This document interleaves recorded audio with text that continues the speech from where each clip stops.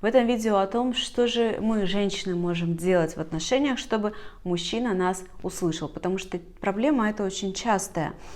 Говорит муж с женой, жена с мужем, а ощущение, что они какие-то инопланетяне и разговаривают на разных языках. Итак, первый шаг очень важный. Прежде чем ты будешь говорить ему что-то, что тебе важно, расскажи ему о том, что это важно, чтобы он был готов слушать. Потому что очень часто, мы же целыми днями вместе в одном пространстве, когда мы говорим про семью, да, муж и жена живут вместе. И мы настолько привыкаем к физическому присутствию нашего партнера, что многие слова просто начинаем уже по привычке пропускать мимо ушей. Это нормально. Это такое, знаете, обратная сторона медали совместного проживания. Окей. И тогда задача говорящего обратить внимание партнера фразой «мне сейчас это важно» и спросить, готов ли он вас слушать. То есть, прежде чем сообщить что-то, что тебе важно, чтобы ты не обижалась в будущем, просто скажи ему фразу. Нужно поговорить о том, что для меня важно. Скажи, ты готов сейчас меня послушать? Тебе сейчас удобно? Этим самым вы, во-первых, проявите к нему уважение, ему будет приятно, это балл в вашу пользу. А во-вторых, если он скажет, что готов, то это как будто, знаете, человек подписался на то, чтобы вас слушать и стараться услышать. То есть вы со своей стороны как будто разворачиваете его к себе. Да, из всех бытовых проблем, из его каких-то проблем на работе, из его стресса личного. В этой фразе «ты готов меня сейчас послушать? Давай поговорим о том, что мне важно». Вы его разворачиваете к себе, при этом, пожалуйста, давайте ему альтернативу. Если человек правда сейчас не готов, значит спросите, когда ему будет удобно поговорить о том, что для вас важно. Второе, имеет значение, с какой роли ты ему говоришь. Мы, женщины, все каждый день меняем роли, как перчатки. У нас роли какие? Жена, женщина как любовница, мать. Если ты работаете, ты работаешь. Обычно записываю видео на «вы», и вот решила стать поближе, говорить на «ты», и теперь путаюсь в этих местоимениях.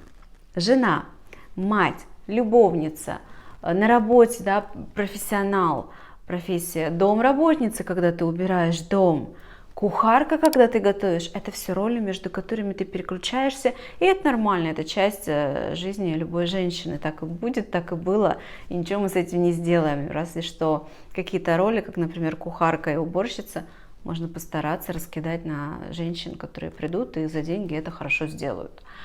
Так вот, переключаясь между этими ролями, ты иногда забываешь, из какой роли надо говорить, когда пытаешься с ним договориться о чем-то важном для тебя.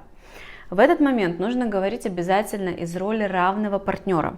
То есть все договоренности могут быть как в бизнесе, только между равными. Да, здесь очень важно не заходить с позиции сверху, не заходить с позиции снизу. Те роли, которые я до этого перечислила, где могут быть ошибки? Если ты будешь с ним говорить как любовница, через нежные ласки что-то, ты можешь иногда получить то, что ты хочешь, это такая манипуляция нежностью и лаской, иногда не получить и не понимать, что же не так. Ты зашла через манипуляцию, это не всегда работает. Ты можешь говорить ему из роли мамы ребенка о ребенке, гиперзаботьтесь о вашем ребенке, и тогда он не услышит. То есть здесь очень важно соблюдение ролей. Но самые-самые сильные, большие ошибки, которые совершают здесь женщины, они говорят это из роли, когда проваливаются в болезненную любовь, в неверную. Из роли дочки, да, становясь в прямом смысле слова, чувствуя себя как дочка своего мужа.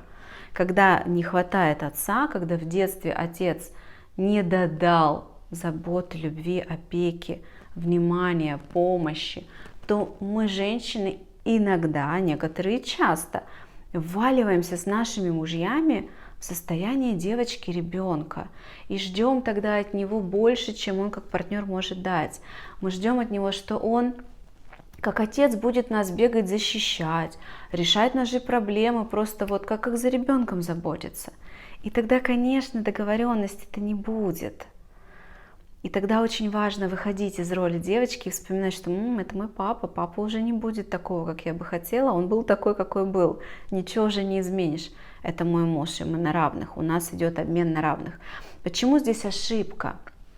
Когда отношения дочки и отца настоящие, да, дочка и отец, отношения же не на равных, отец старше, и отец все время дает, ребенок ничего не должен давать родителю взамен, особенно когда он маленький.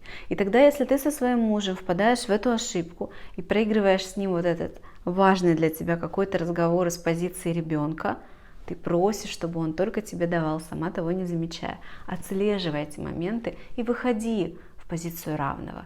Друга, например.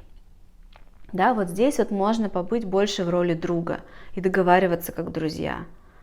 Решать проблемы, партнерство, дружба через равность. И самая частая еще ошибка, когда ты не в ребенка вваливаешься, а наоборот в маму. И отыгрываешь для него злую маму, критикующую, строгую маму. В чем здесь плохо? Вы не договоритесь так, и он тебя не услышит, просто потому что он на образ злой мамы, особенно если у него в детстве мама была ого-го какая, как у него там с его мамой отношения, тогда он автоматически, бессознательно провалится в роль ребенка. И что ты можешь получить с ребенком? Как вы договоритесь, если ты отыгрываешь роль злой мамы, а он ребенка? Что можно взять с ребенка? Ребенок это инфантильный, он не решает проблему, он не зарабатывает деньги. Ребенок не занимается сексом с мамой, да, то есть там и либидо будет падать, сексуальное желание. И тогда он не будет тебя слышать, он может кивать что-то и не делать. Поэтому каждый раз, когда вы пытаетесь о чем-то договориться, прям фиксируй, из какой роли ты сейчас разговариваешь с ним. Если вы хотите от меня больше лайва, какого-то контента, больше узнать обо мне, то я веду регулярно инстаграм-канал, внизу есть ссылка, в сторис бываю каждый день. Также веду телеграм-канал, там можно почитать посты, контент не дублируется, там совершенно другая информация. Пишите комментарии. Я тот психолог, который заходит в комментарии, я правда стараюсь с вами общаться и всем по возможности отвечать. Подписывайтесь на канал и, пожалуйста, если вам понравилось видео, было полезно, поставьте лайк, поддержите. До встречи в следующих роликах.